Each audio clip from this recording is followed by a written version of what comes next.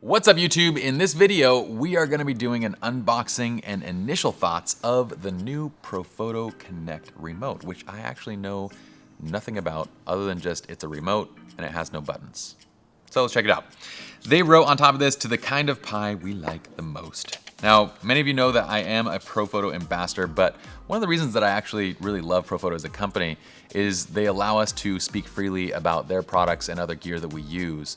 And that's super important. We're actually not a part of many ambassador teams because most big companies don't let you do that. So that's a huge kudos to them. And I'm gonna speak freely about what this is. Whatever the hell this is. What is this, Alex? Okay, so let's start with the box. If you guys watch unboxing videos, you might be disappointed with the scissors, but you know what? Let's not worry about it. It is what it is. Next time I'll bring a razor. If you like these videos, actually let us know. We'll do more of them. Boxings, unboxings, and initial thoughts. Okay. Do you feel that? Do you hear it? It's a nice box. That's important for unboxings, as I'm supposedly told. I hate reading, but I guess I'll read. To get started, download our Profoto app available in your app store and follow the instructions. Twist to turn on, peel off the sticker. Pretty simple, pretty straightforward. Let's take this guy out. Now, from owning the B10s, I actually already have the app on my phone. So let's go ahead and jump in there. Let me make sure, I'm just making sure that my Bluetooth is actually turned on. Okay, so this is good to go. Now,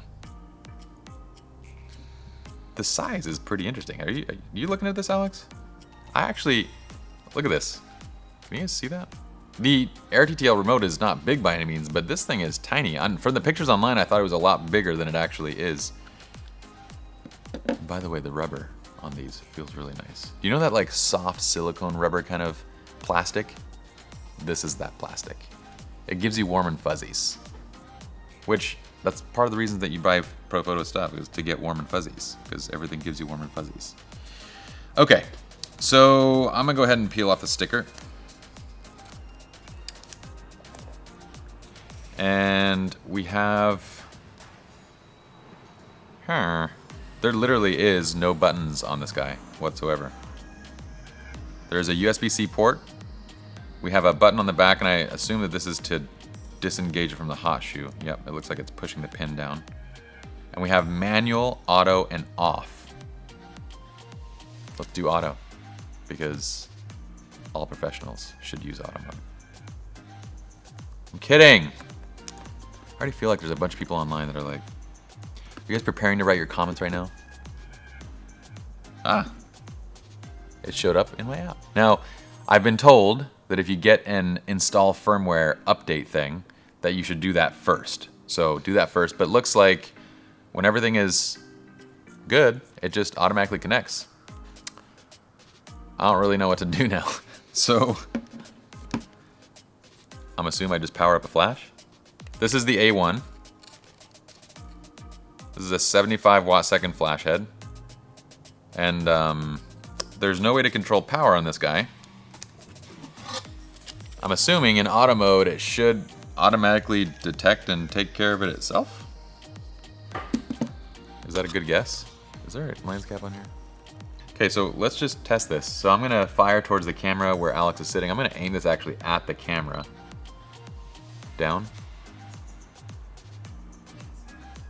I'm not worried about you, I'm worried about putting good light on it, man. I'm just kidding. Just kidding. Okay. Look at Alex, he's so happy there. Got a big smile on his face. So, I mean, it did what, that's kind of impressive. I mean, I didn't select any channels, I didn't select any groups, I didn't do anything, I just put it into auto and just took a picture. That's kind of cool, right? What if I mess with it? What if I switch this guy? I mean, nobody would do this because I think that's beyond the point. I'm gonna switch this to like group B. And I'm putting on 6B. Let's see if this figures out. I'm trying to fool it. You know what I'm doing? You know what I'm doing? You know what I'm doing? Ha ha! I got you, sucker! What do I do now? Does it? Okay, so apparently it expects everything to be on channel 1A. So when I flip it off, I guess it kind of expects, okay, see if this is the right reasoning, Alex. You tell me, why does Alex not talk? Carlo always talks to me when he's behind the camera, but Alex doesn't talk to me when he's behind the camera. So here's my thought, Alex. I think that what they're expecting is that a user buying this would just turn on their flash and it would be automatically defaulted to group 1A, and they would just turn on the remote, which would just automatically be defaulted to group 1A, and everything would just work. And that if you are adjusting the grouping on this side, that you are an advanced user, and therefore you should switch this into manual mode. But I'm not done playing in auto mode. I want to play more in auto mode for a second. Let's see here. Okay, let's go back to 1A for the group. Okay, and let's just see how this works. So I'm going to go ahead and flash the camera. Does a decent exposure. Now let's test it on Alex. So why would I be using this monstrosity of a lens that you can't even hold with one hand? You know what I'm going to do? I'm going to put this over here on our plants. This is my succulent light stand. There you go. That's going to create a really nice, beautiful uplight on Alex, which is exactly what I want. Look at his smile. Wow. It actually did a pretty decent job of exposing. And it looks like what's happening each time is it's taking its reading, and I can see the output changing on the flash unit. Can you see that, Alex? So now it adjusted to 8.1. Stays at 8.1.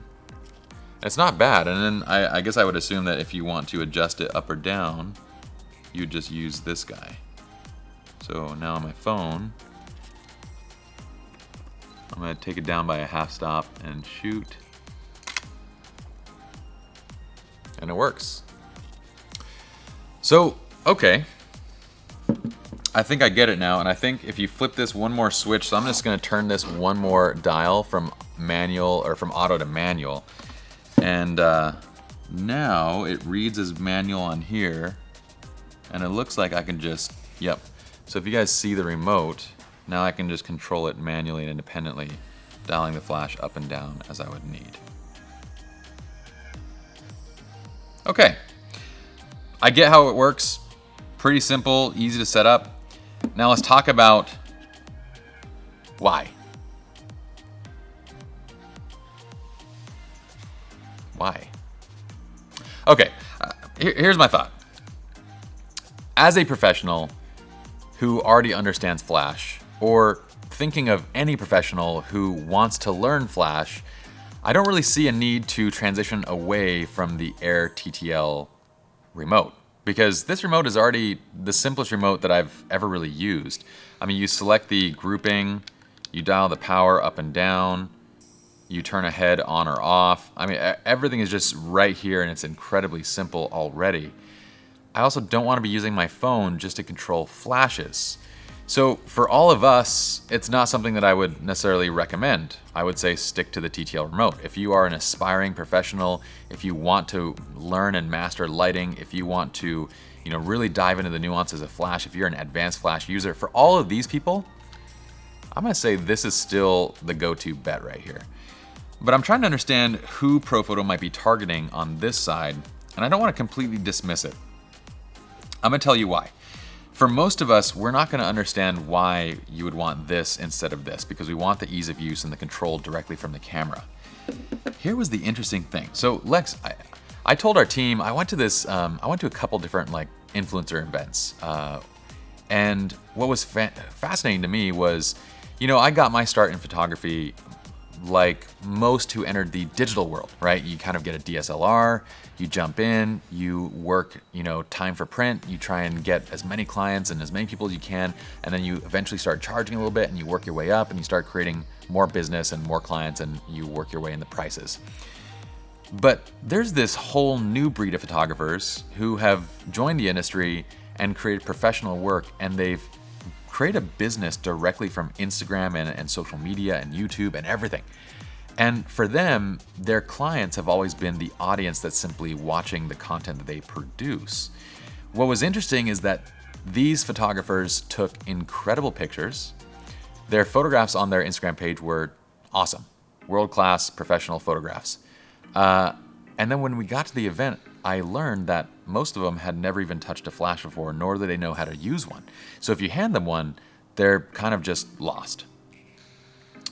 So I can see who this is designed for. This is designed for the person who knows nothing about flash but just wants to start using it off camera. I don't know if that's necessarily a right approach. I'm not going to debate the approach, but that's what it is. You pick it up, you turn it on, and you go, and you just keep taking pictures, and you kind of are learning as you go. There's something inherently smart about that, because Profoto is tapping into this kind of, the way photography is kind of going in the future is very automated. Everything is getting super automated. This is why we focus so much in our education on posing and directing and guiding and composition and lighting and all these things that the camera can't do for you, even when it becomes more advanced, because that's what's going to ensure that you have a job as a photographer. But they're going in that direction of simplifying and automating, which I applaud. The question is there an audience? Is there a potential client for Profoto that's willing to spend $300 on this remote, $1,000 on this flash, a lot of money on additional accessories and everything else, and yet not know a lot about lighting? And I think the answer to that might be a possible yes, based on all the people that I saw at these different events who literally have never picked up a flash, but they have money. They can afford the best of the best, but they want something to ease them into using it. Now, when it comes to Profoto as a product and the overall quality, I love it. Like, you can tell that there's quality in this. When it comes to the age-old argument of, is Profoto worth the money? That's going to be like a personal decision for every single one of you. It's like saying, well, can a Honda Accord get me to Los Angeles, just like a Mercedes can? Therefore, I don't need a Mercedes. That's not really a very good argument. Yes, both cars can get you to the place that you want to go, but they do it in very different ways. For an established professional, I love the convenience of their systems, and I love the overall quality and the reliability and everything about them. But it is kind of a luxury product that you would buy. It's a product that makes your life better, it makes it easier, but it doesn't enable you to do anything you couldn't do with other gear. So for me, that's already in the AirTTL remote. That convenience and that ease of use and the control and everything that I want. And I would suspect that for most of our audience, you're probably going to follow suit.